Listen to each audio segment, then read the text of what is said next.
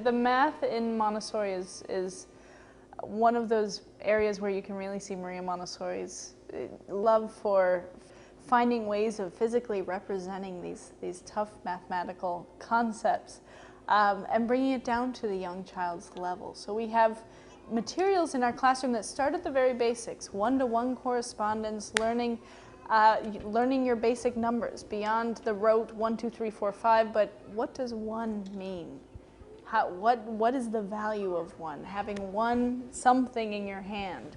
And so we have spindle blocks. We have this activity that helps the child to learn these quantities one by one by one. So they learn 1, then they hold 2, then they hold 3, and when they get to 9, it's really a big stack of these little spindles, these little sticks that they're holding, and for most young children they have to hold it with 2 hands even. It's so bigger, it's a bigger quantity.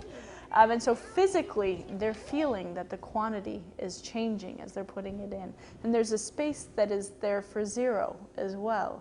And that's our time, this is our opportunity for introducing this concept of 0, which if you think about it from the young child's perspective, that's a really hard concept to understand. What is 0? It's nothing. It's the empty set.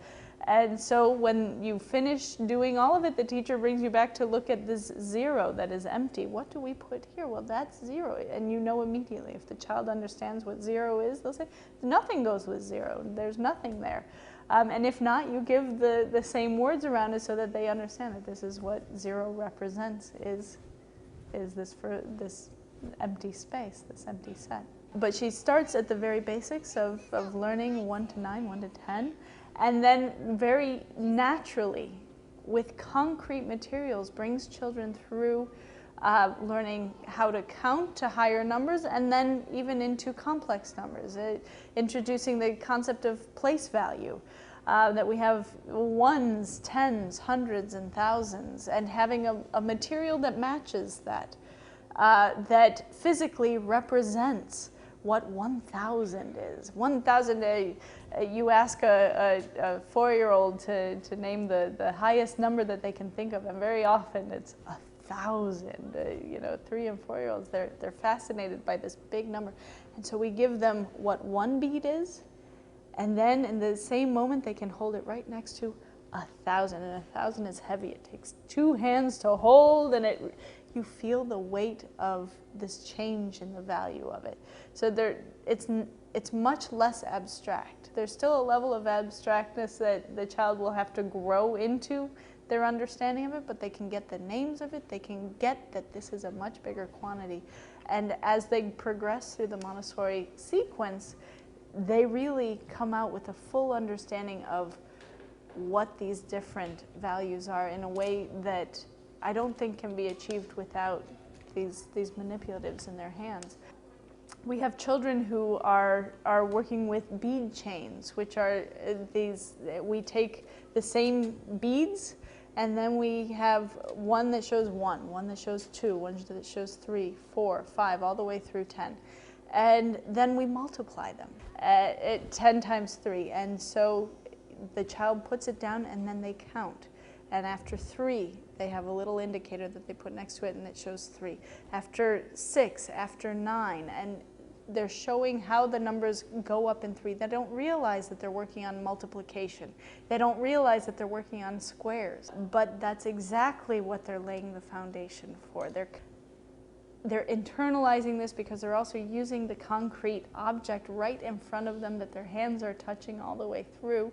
And they're counting all the way through 3 times 3. What is 3 times 3? 3 times 3 is 9. And they put it together and it makes a little square. And when they go all the way up, so they're getting what the square is. And then they make 3 squares, and if they put one on top of the other, that's the cube of 3. What's the cube of 3? And so they're really taking each one to that next level without ever having to say, oh gosh, I'm doing this really hard math. It's not about doing really hard math. It's the same idea that work is what we do. Work is life. And so we help them to understand these much harder concepts, but with very physical materials that they can play with in their hands, that they can touch and feel.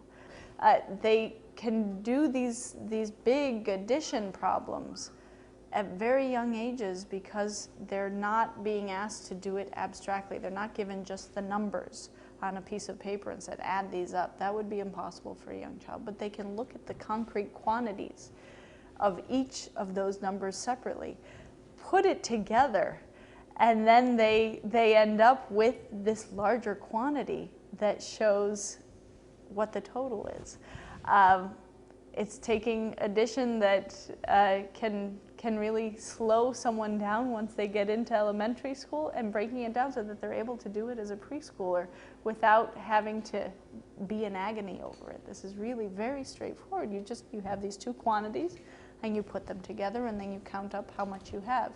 And gradually, as they mature through the Montessori process within the elementary program, we can see them leaving the materials behind as they decide that they're ready to do it without, as they're ready for that more abstract thought. But in early childhood, they really need their hands on the materials so that they're fully getting it all the way through.